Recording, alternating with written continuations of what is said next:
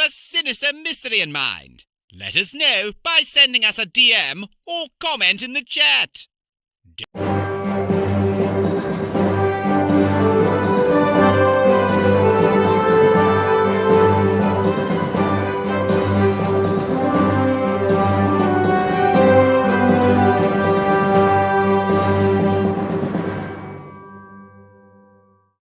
In today's news, nothing to hear, nothing to see. All is well with democracy, and the good guys are in charge. Our lead story of the evening involves an incident in South Boston, where... Not attempt to adjust your equipment. We are in control. This is Sinister Mysteries. Tonight, we bring you another disturbing case from our files.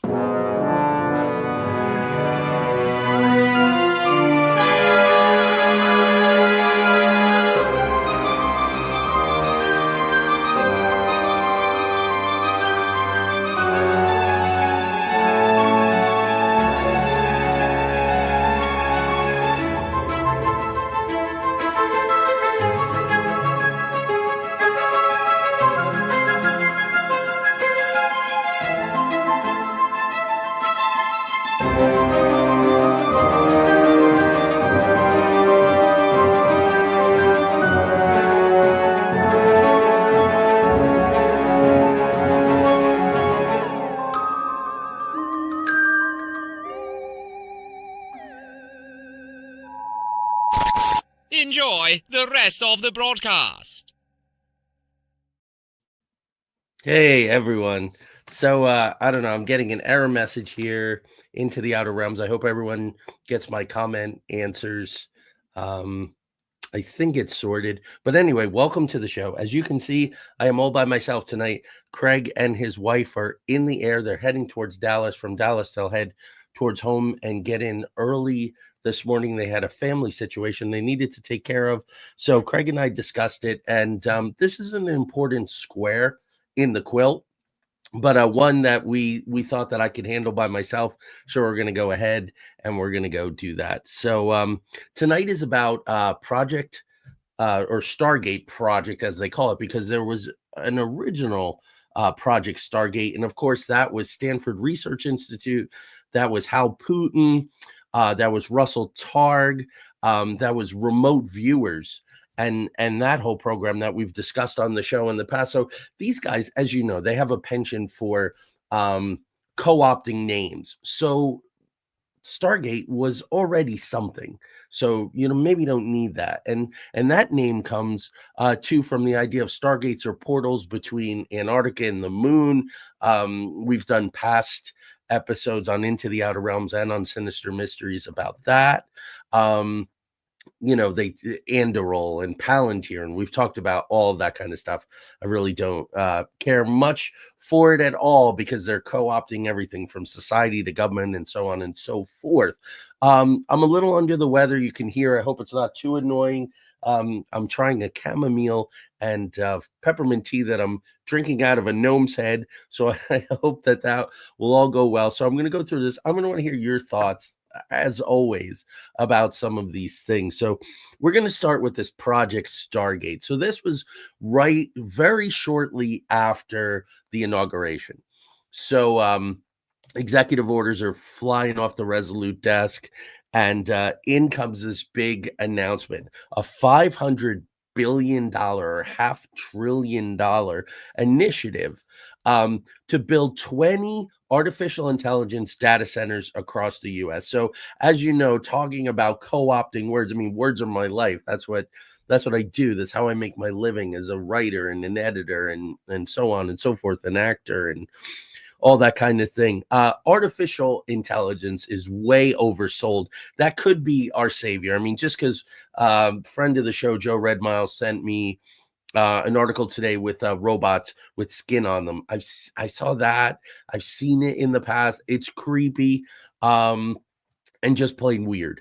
So the whole robot thing. So the idea is that they really want to upscale. So these data centers, they take tremendous amounts of energy. So is it going to be nuclear? Is it going to be something else? It's probably going to be nuclear. They're massive, these centers. They're building one in Austin, Texas, that they started, I believe, in 2022. No, Abilene, Texas. And yes, 2022 in Abilene, Texas. And they're 10 buildings, 500,000 square feet each. And I think they eventually want to get to 20,000 to just crunch this massive data. And what I'm going to talk about tonight, partially on the show, is applications for this massive amount of AI quantum computing. Hello there, Lori. Nice to see you. Thanks for joining. So they want to upgrade from artificial intelligence, which really, come on, let's be honest. Chat GPT, so on and so forth. What we're going to be talking about tonight, DeepSeek and all. These are really, really fast databases. That's what they are. They're very error prone. We know all this. Like I said, this is one specific square in a certain section of a quilt that we've been, discussing AI. We've been talking about Henry Kissinger and Eric Schmidt, who is from Google. And we did a special show on Henry Kissinger when he passed, but also have talked about his book with Schmidt, and AI should be in control of everything. So I'm going to talk about some of those things tonight. I really want to see what you all, because I've been a Luddite for a long time. I'm a creator. Fairly low tech. Everybody knows that. Sometimes I get criticized for it, but it's the product to me more than the delivery. Theater, I like to do theater in an empty space, take it on the road and do it in libraries. And, I've done theater on the side of a road. I'm kind of a Luddite, but I think that this AI is very problematic in a lot of ways.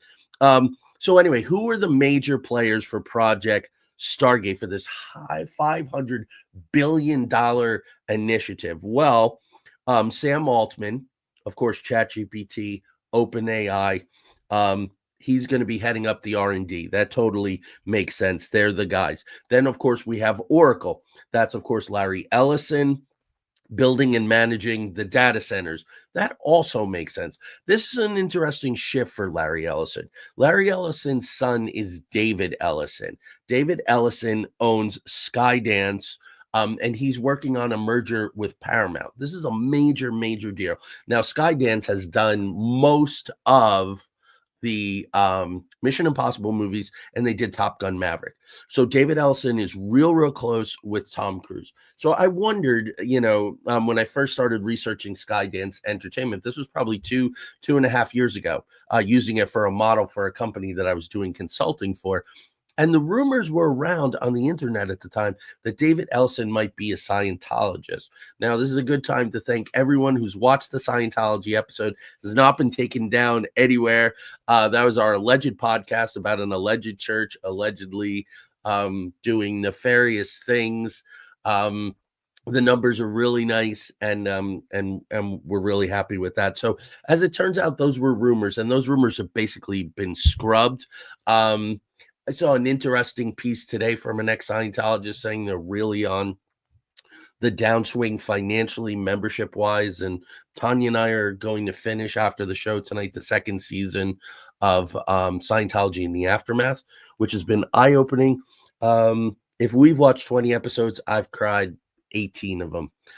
Really sinister stuff that we covered last week. So anyway, that's the Oracle piece. So you got OpenAI, you got Oracle. Then you got something called SoftBank. SoftBank is going to give a significant financial investment and support, but Elon Musk disputes this. Elon Musk is like I don't know. It's tricky to talk about him now. I totally get it. From the point of view of the Silval Club, he's the crapster.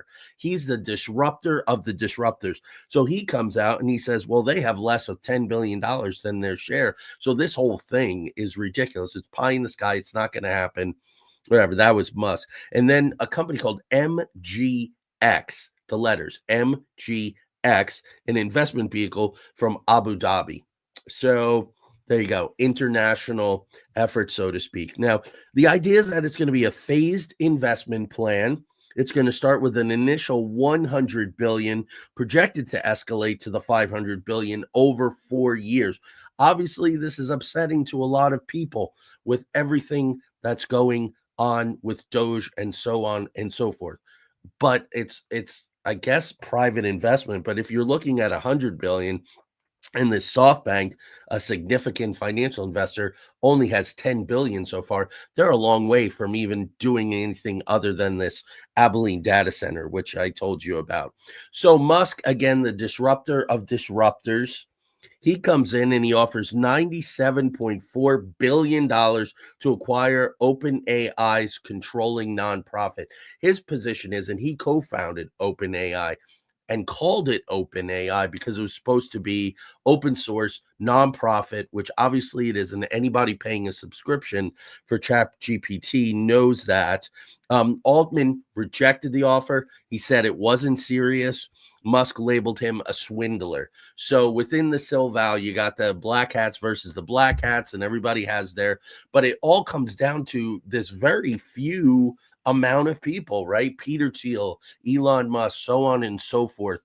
Joe Redmouse and I learned about something last week called the butterfly revolution. This is a whole this is almost set up into opposition to the ESG and the work of the World Economic Forum. So that seems to be the teal team, Musk team, obviously sort of aligned with the red team. WEF pretty much aligned with the Dem team, right? Justin Trudeau, who's on his way out, Gavin Newsom, whose ratings are not very high with a lot of things going on, and mini exodus from California and all. They went through the WEF Leadership Institute. So we have these very, very wealthy people or people positions of considerable power with these two sides. And we keep touching on that as we go because it's really, really important. Maybe we'll do that. But the players are fairly narrow. So I was going to save this to the end. But another one of the players connected to Musk, sold him Twitter. He founded Square, Jack Dorsey, right? Jack Dorsey, these two people have come out with pretty credible, it's pretty compelling that Jack Dorsey is actually Satoshi Nakamoto, the founder of Bitcoin, which would make the circle even smaller. It also makes sense with Musk's Dogecoin if he knew the truth or suspected more disrupting of the disruptors. It's a really, really interesting thing. So that's Project Stargate. As of right now, there are no other updates. It's been just about a month since they made the announcement, and there's no big updates for that. Now here, what gets really kind of crazy, right on the heels of this giant announcement, China does the scoop probably of the century, certainly of the 21st century. It caught everyone with their pants down. It was embarrassing. It was disruptive. And I'll tell you about it. It's DeepSeek. Some of you may be using it. I have a feeling it's depending on what you're doing and all of that. Hey, Ed, fellow traveler, how you doing, sir? Tips to tap. I'll just tip my Skyview Drive-In hat here. Some dear friends that Tanya and I lost during COVID. But anyway, I saw Joe said something.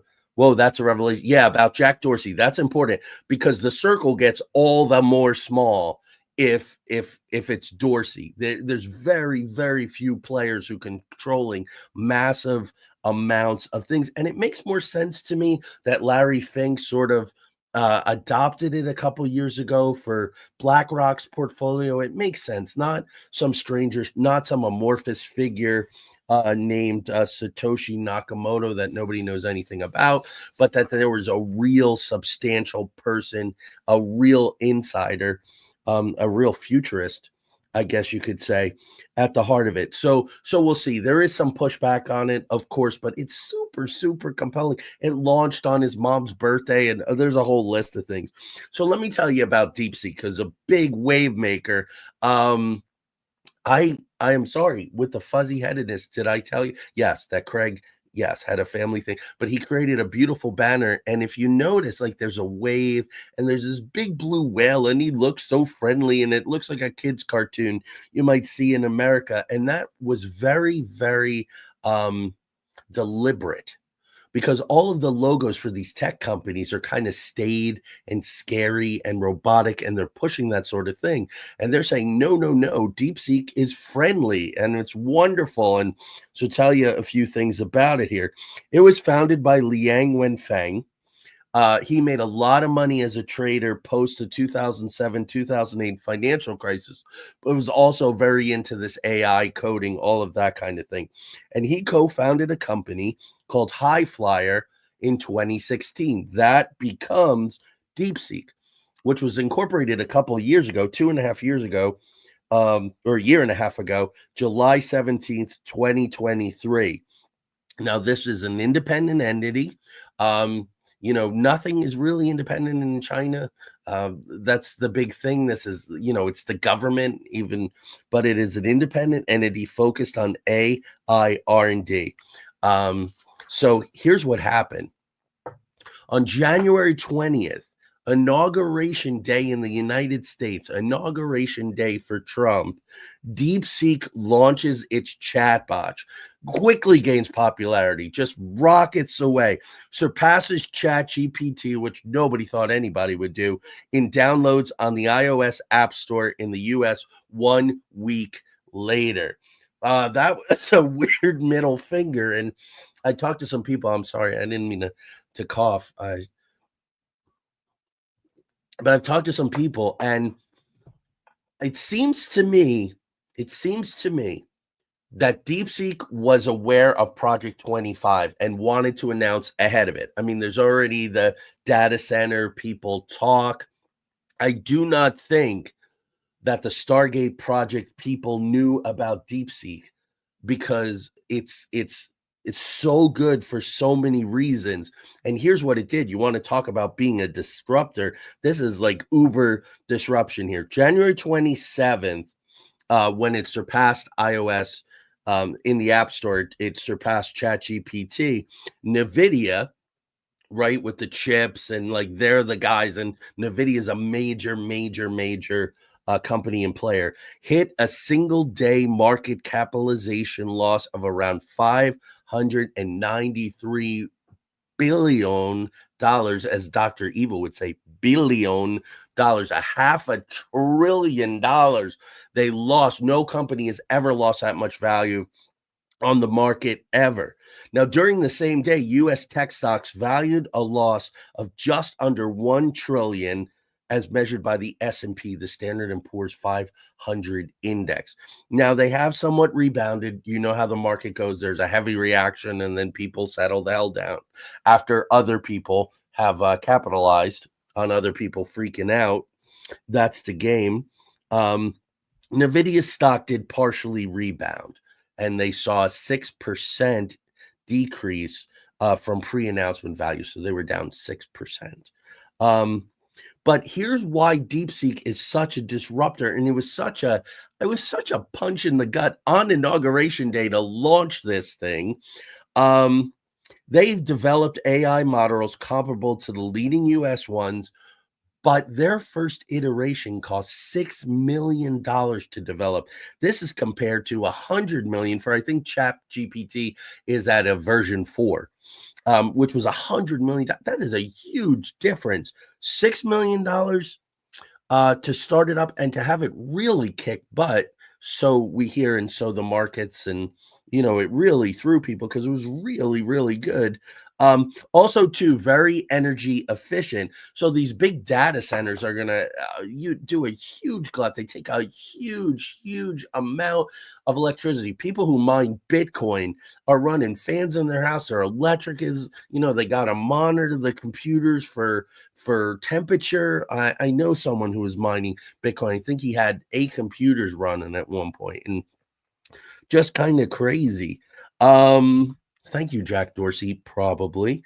Also, major Chinese companies have already integrated DeepSeek AI into their platforms. That means they aren't using other people's. They aren't using Chat GPT. There are some other ones that are on the rise. I believe someone who is very high up in OpenAI has gone out on their own and they're developing something. Competition is good, except when you talk to Peter Thiel. My timing was really good on this. Peter Thiel, in his book 2014, 0 to 1, said that competition is for losers. Well, that sounds like America, doesn't it? Competition is for losers. Monopolies are desirable. So this is extremely, extremely disruptive. So we'll see what Thiel's boys, that's Ramaswamy, that's J.D. Vance, who we're going to do an episode in a couple weeks about vice presidents, the nature of the vice presidency, how vice presidents used to be picked, and how then that was changed, why certain vice presidents are picked. J.D. Vance has a lot of power for a vice president. He's going out and speaking to foreign dignitaries and addressing governing bodies, and all the controversy and all aside. That's not what this episode is about. It's just stunning to watch because that's another Peter Thiel boy and the Weinstein boys and Jesse Marcel and so on and so forth. And this other guy, Curtis someone, and he's got this whole butterfly revolution thing, which quite frankly is scary. We're going to have to do an episode on that, Joe, for sure. Good evening to you, Mark. Thanks for joining in. Let's see here. Where am I at? So DeepSeek's rise, of course, is creating all this discussion about legitimate cost for this technology, for energy needs of this technology, and that's why I'm thinking Thiel and his guys are kind of shaking in their boots about this thing.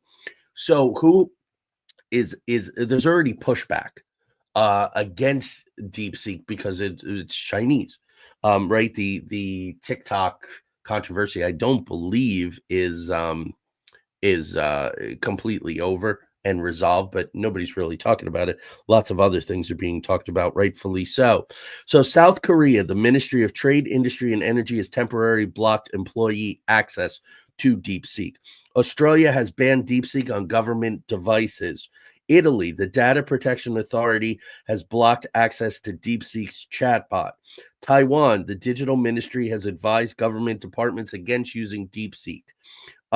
What's going on in the United States with this? Well, Virginia, the state of Virginia, has banned it on government computers. That was sometime last week. And there's a bipartisan agreement with House lawmakers introducing legislation to ban federal employees from using DeepSeek on government-issued devices. So we'll see, of course, how this all plays out. Also, the United States Navy has instructed its members not to use DeepSeek. And that was interesting. From what I read, that was security issues, but that was also for respect for domestic companies, which I thought was an interesting thing there. So moving right along, this may be a fairly short episode tonight, but I want to talk about some other things. And this first one, I have to thank Joe Redmiles alerted me to this. AI, what is AI being used for, right? So if you're going to have these big data centers who are going to be crunching all of this, and it's going to cost $500 billion, it's going to be huge amounts of facilities, like millions of square feet, these data centers. Texas really wants to have them.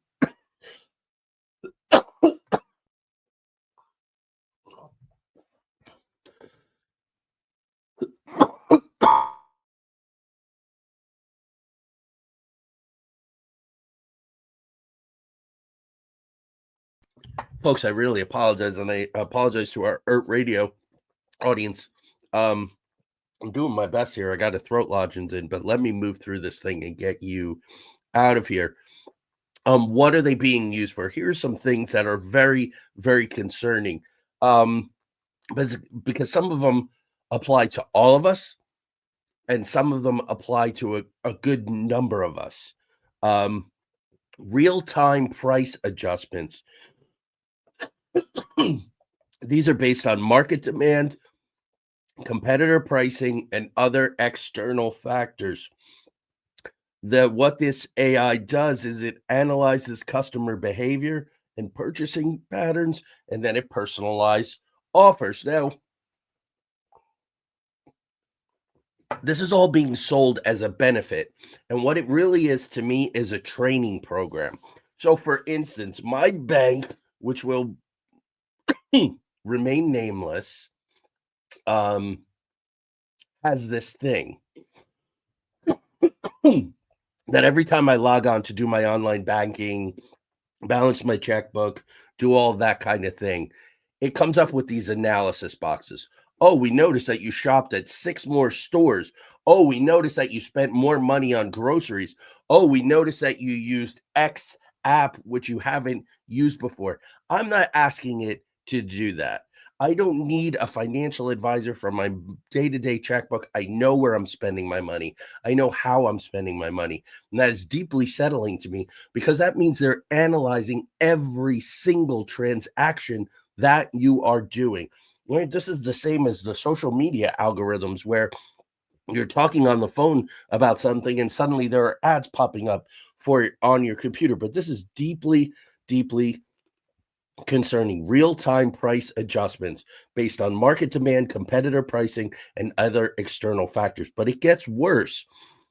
This is really rampant in e-commerce, obviously, hospitality, and transportation. So, transportation, that means your airline flights, hospitality, your hotels. I am so sorry, folks. I really apologize.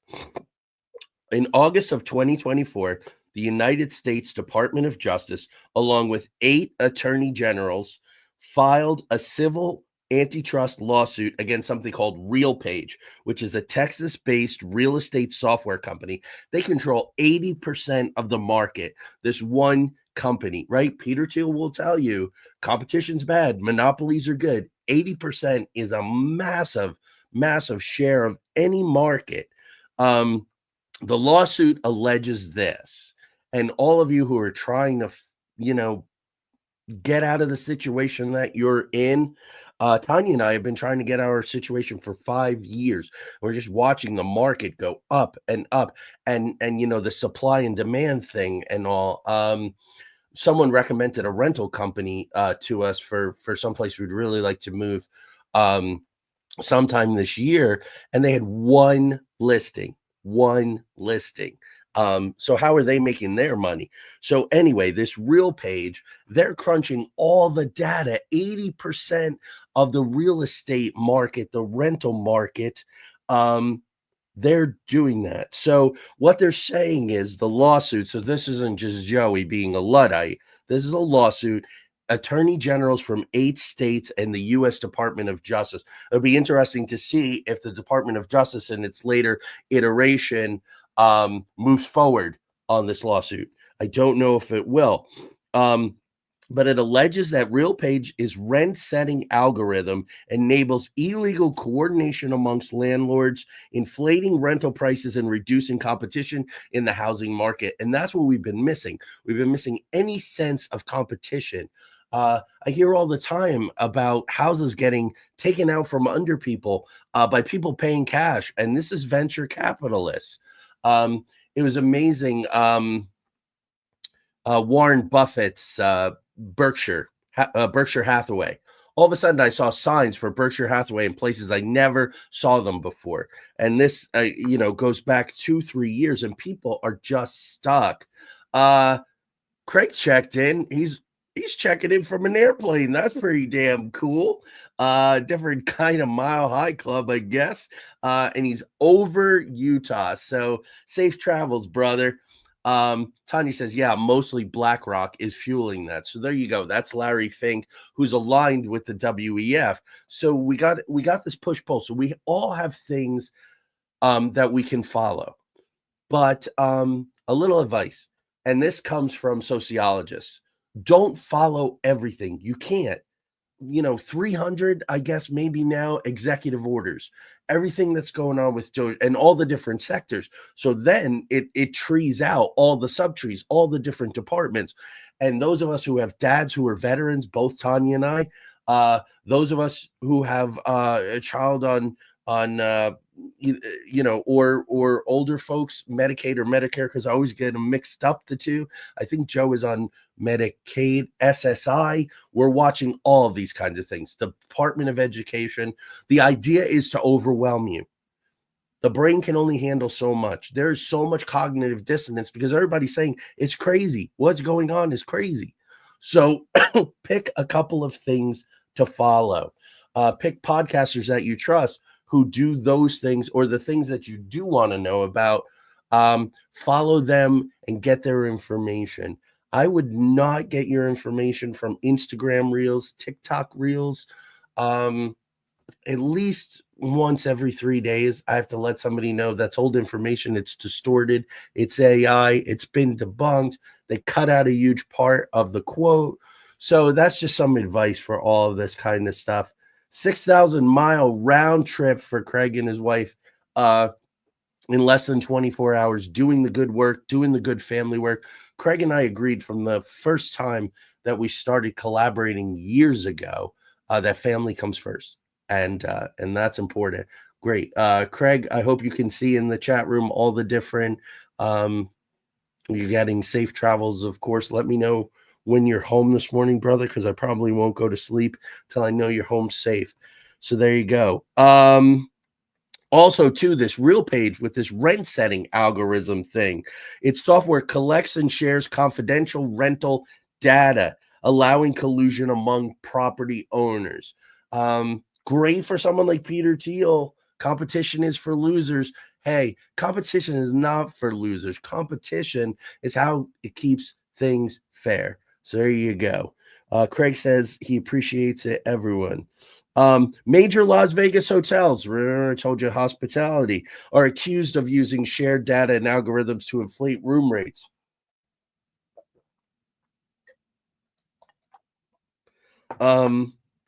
October of 2024, the Department of Justice supported consumers seeking to revive a lawsuit against those Las Vegas hotels, which is currently under appellate review. So you're going to be able to see what the philosophies are and what's going on. The problem with the current situation is that the Silval boys were just over the moon when the election happened, because they feel like they've been stymied. They've been overregulated, and overregulation stifles growth. But another thing that I will say, because I'm in front of the microphone and I can, and you could always leave. But another thing that I can say or share is there is a huge gap between technology and morality. My musical Three Gothic Doctors, a production company in California, is raising money to put on that, and that is what that's about. That morality, Frankenstein, Moreau. I have done shows about these things. All this medical stuff. Yeah, Charles says, do not get caught up in the undertow around the vortex. Watch closely, but keep your distance. That's it, and manage your bites. And watch your news sources. My son turned me on to something called Ground News, and it will tell you the bias level of any article, which is good no matter where you sit, to see who's picking up the story, how they're presenting it. It's an interesting app. I have the free version. I also look at Drudge Report. It's another news aggregator. I don't go to any of the individual news sites, except when it comes to disclosure. I will go to The Hill and I will go to News Nation. But anyway, let's see here. So here's what the FTC states, the Federal Trade Commission, using the AI to do these things. Price fixing by algorithm is still price fixing. So we have to watch that. Prices continue to climb. How much of that is because of this AI, which was getting more ubiquitous? Now, one of the things that came up during the presentation by the Stargate project guys was AI in corporate governance. So get this. So now they're using AI to price fix, and hospitality is probably happening with airlines. The housing market is just stunning and sad and ridiculous. AI in boardrooms is an emerging trend. Why do you need fallible human board members when you can have AI? But it's not an and or kind of thing, or it is an and or thing. It's both. It's an and thing, is what I'm trying to say. Um, these are roles traditionally held by human directors. So you get that human director out of there. Again, it's the different camps. So the WEF is talking about, economic, social, governance, those kinds of things, no matter how you feel about it.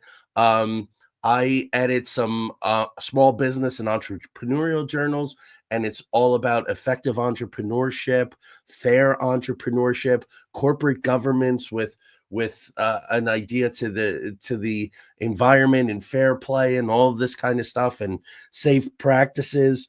And then you have this situation where you're going to take the humans out. Who would do that? The AI is not going to do that. The AI is not going to consider those kinds of things.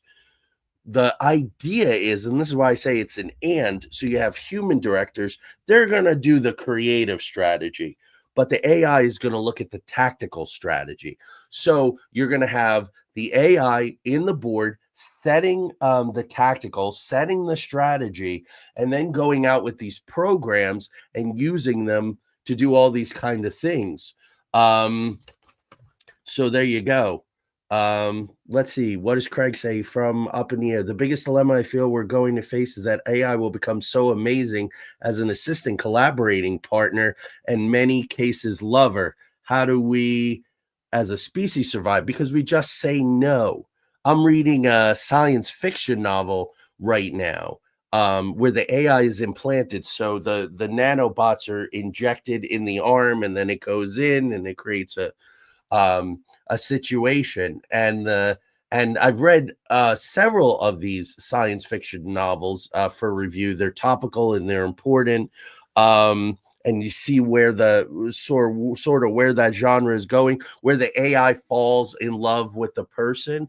That was also an episode 40, 50 years ago, 60 years ago, I guess, on Twilight Zone. Where the computer falls in love with the guy and starts to sabotage everyone around him. I think that's what's going on. I'm only about 40 pages into this novel, but I think that's what's going on. And if AI is threaded through everything, that AI could affect things. So if you have this love relationship with this AI, and someone's standing in your way of your job, well, if they have an AI driven car, that technology might be able to see where I'm going with this. So Craig is absolutely right. It's really odd. It's how do we retain our humanity? And I started to say, I'm a Luddite because it's so human, and the work that I do, storytelling and telling the stories of really complicated characters. When you start to get AI in, it bleeds down to just facts. So all of the complexity of a human being goes away. When you don't have that complexity coming from the human being, you don't have a vision and you don't have a voice anymore. The vision is how you see the world. And we see the world emotionally. And what are the things that we invest in? There are books about even our political alliances are based on brain wiring. I happen to think that's true. The psychology of what makes people go into a cult.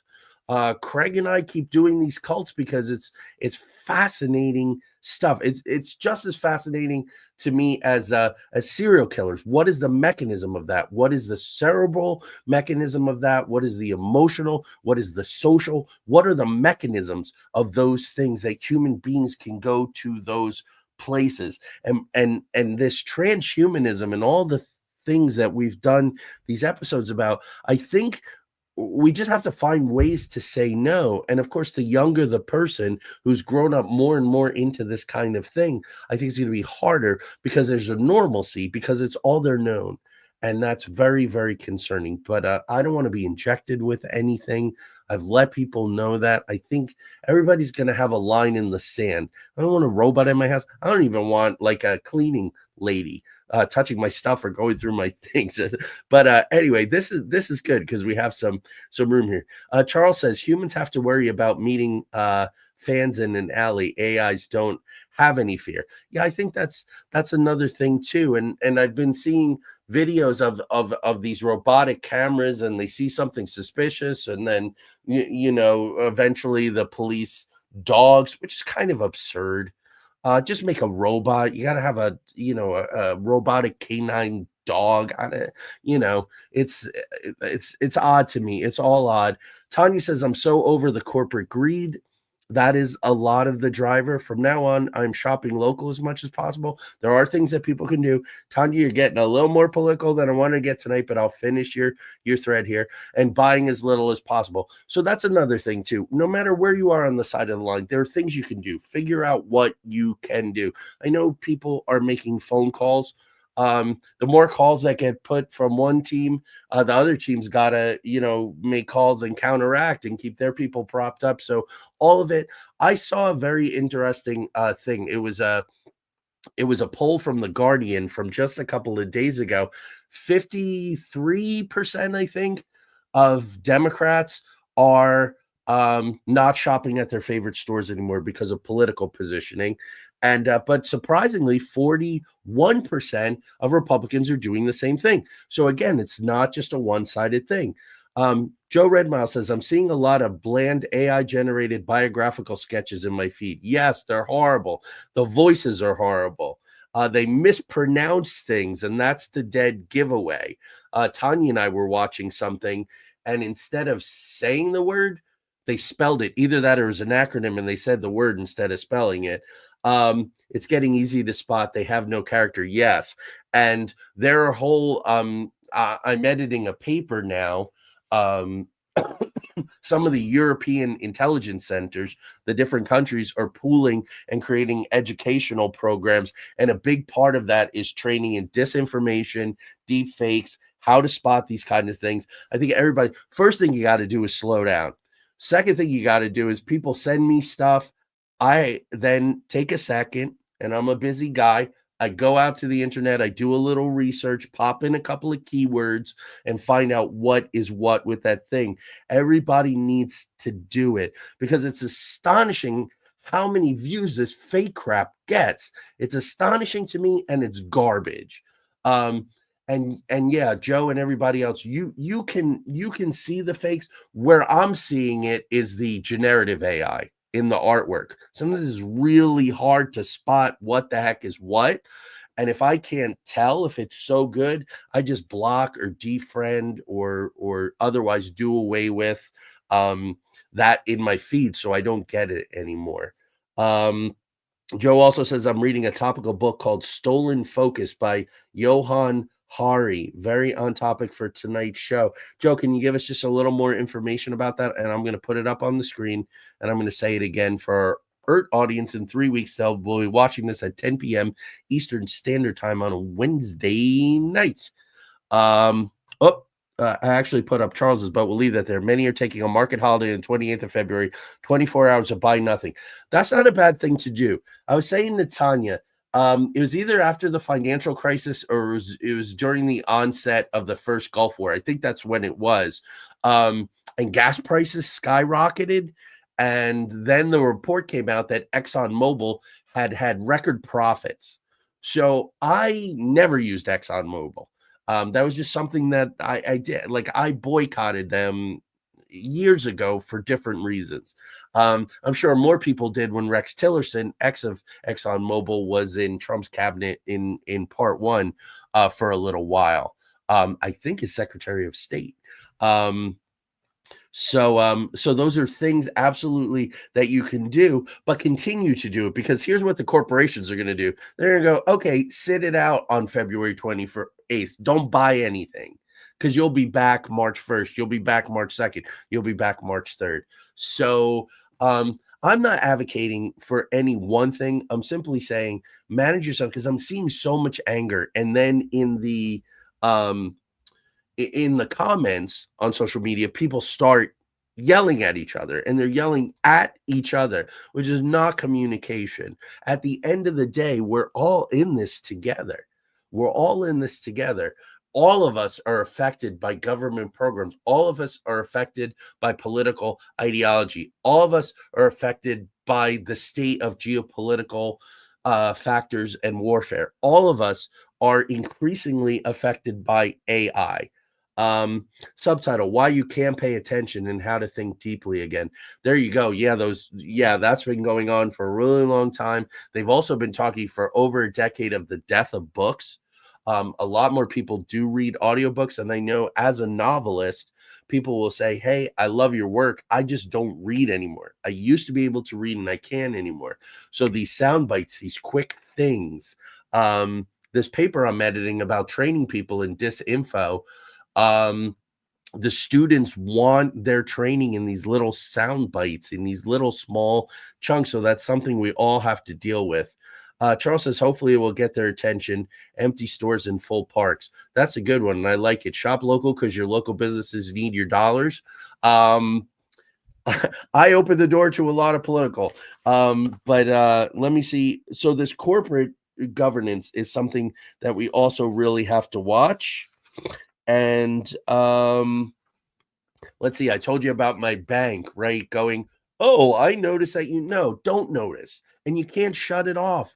There's no way to shut it off. They make it seem like you can shut it off, but then you can't shut it off. And that really, really annoys me as an independent, very careful, very dot your I's and cross your T's kind of person who's very, very independent. It's really annoying to me, and it's insidious, and it's a training program. So we need to watch out for it. The editing and production teams were just authorized to use AI by the New York Times. At first I went, oh man, are you kidding me? But then it's editing and research. I do research on ChatGPT because it puts it in a nice format. And now the latest iterations of ChatGPT, it will give you the source. So it's great. I could ask for a video, for Scientology, there were a couple of videos I referenced. You can ask them for that. I think as a research tool, it's okay, but you really, really got to be careful. I got burned one night on a UFO thing and embarrassed me on Into the Outer Realms. You really have to super, super be careful.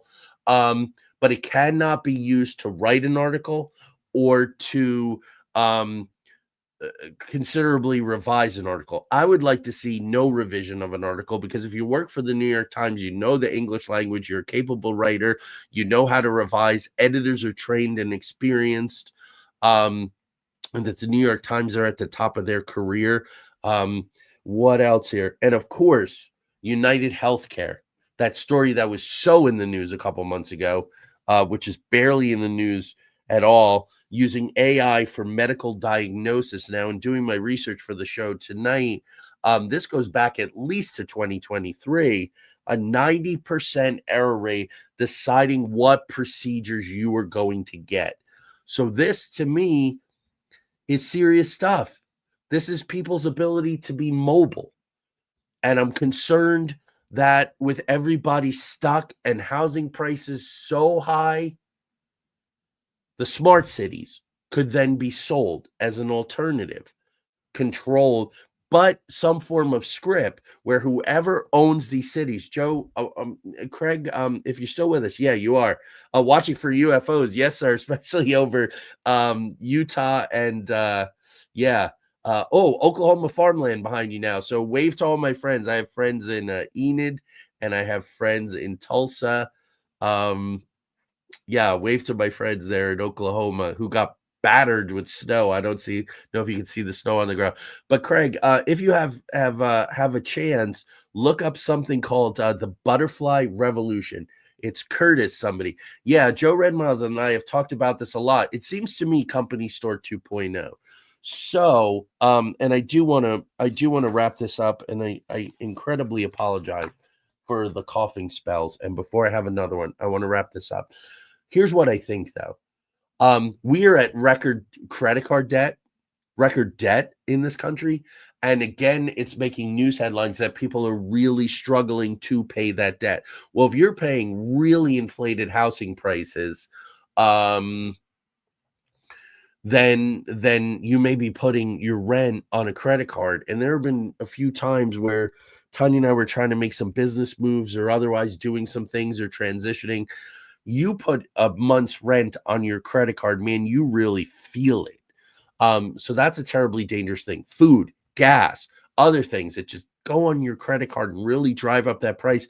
Don't forget that after the 2008 financial crisis, they really drove up. So a card that I had for over 2 decades that I was paying 9% on, they jumped to 14% overnight. I have stellar credit. They still did that, and there was nothing that you could do. So I think this is leverage.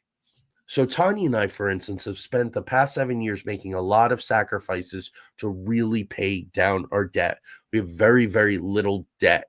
And that was on purpose because it's leverage, because you'll go maybe to digital currency if they go, we're going to lower your rate 5 points and we're going to lower your rate 5% and we're going to forgive 50% of your debt. People would jump at that, but then you're on that digital bandwagon.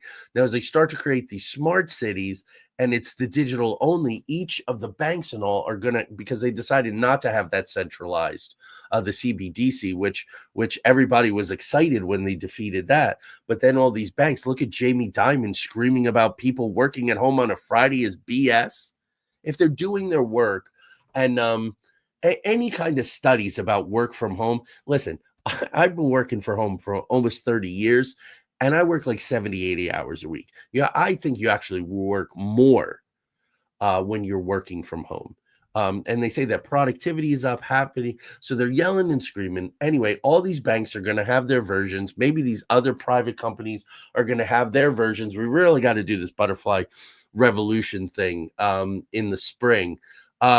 Then suddenly, like Joe and I are talking about, it is Company Store 2.0, where that digital currency can only be used for that smart city, for the stores that are within it, within the medical care, and they become like these little nation states that are run by multinational corporations. This is really a thing. This is part of this whole vision with Teal and all of these other guys. So we got to do that. It's a major, major piece. Tiny says, I have many friends who are MDs and they are very tired of being told by Big Health how to treat their patients. Yeah, and a lot of that is AI driven. It's a bad enough problem when, an industry with obscene profits is telling people no.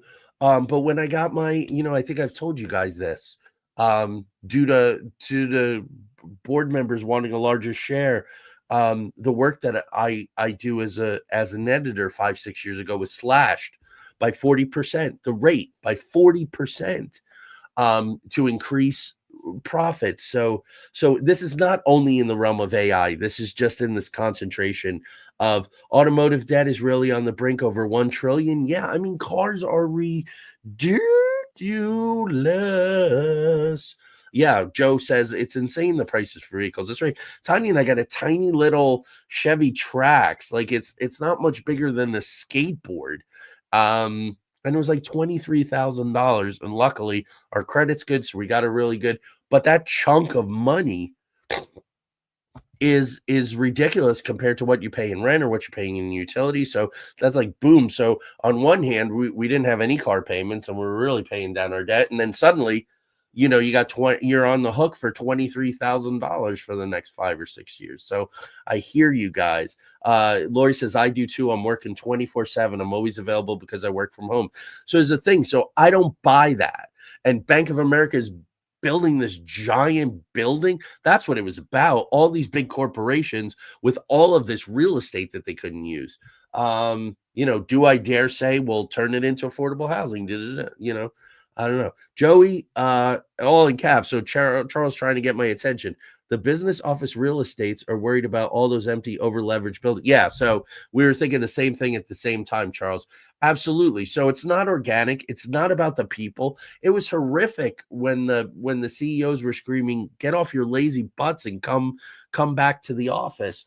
So anyhow, we've gone a little far reaching tonight. That was kind of the idea. I'm still, ending early tonight. Thank you for putting up with my gravelly voice. I am not Suzanne Plachette or Kathleen Turner, so I'm sure it wasn't pleasant. It was more like Marge's sisters, probably from The Simpsons. I'm really, really sorry about the coughing spells, but everybody be well. Craig and I are going to tackle something. I'm going to be honest with you. Sometimes he throws these things at me. I have no idea what they are. I just say yes to them. And then so I'm going to spend Monday through Thursday researching this. It's called the dead internet. The dead internet. So that's where we're coming back next week. It should be a really good follow on from this. Thank you all. Please be well, be safe. All these crazy, I'm not even going to say it. One of my closest friends, like a brother to me in the world, is in the air right now. I'm not going to say it. Lori says, though, before we check out, something like 20% of Americans can retire, and of that, a large number will be at poverty level.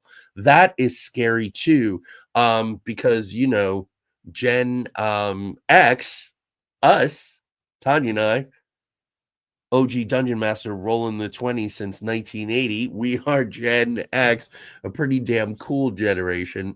We own the 80s, so try to top that, the 1980s, culturally and otherwise. But anyway, we're the sandwich generation, right? Because we're looking after our kids, we're looking after our parents, some of us, to differing levels. Tanya applies for both of those. Applies to both of them and has for almost a decade now. So yeah, that's a real thing. Thank you all, everybody. Yeah, my wife gave me a late Valentine's Day present, a nasty cold, but luckily she's on the mend. It doesn't seem to be. It seems to be pretty low grade. I put so much turmeric, garlic, ginger, peppermint, honey in my body in the past 3 days. It's pretty ridiculous, but I'm prone to it. Dropping into my chest. Okay, Craig's gonna let me know when he lands. Everyone, wish him well. We'll see you next week. Stay safe out there. Little chunks, folks. Don't get overwhelmed by the big thing. That's what they want. They want everybody so crazy, the cognitive dissonance so high. Don't let it happen. And if you don't want to fall in love with a robot, don't. All right, guys. I'll talk to you soon. Where's my little puppet friend? Here we go. Do you have a sinister mystery in mind? Let us know by sending us a DM or comment in the chat. Don't forget to like, subscribe, and hit that notification bell. Till next time, stay mysterious.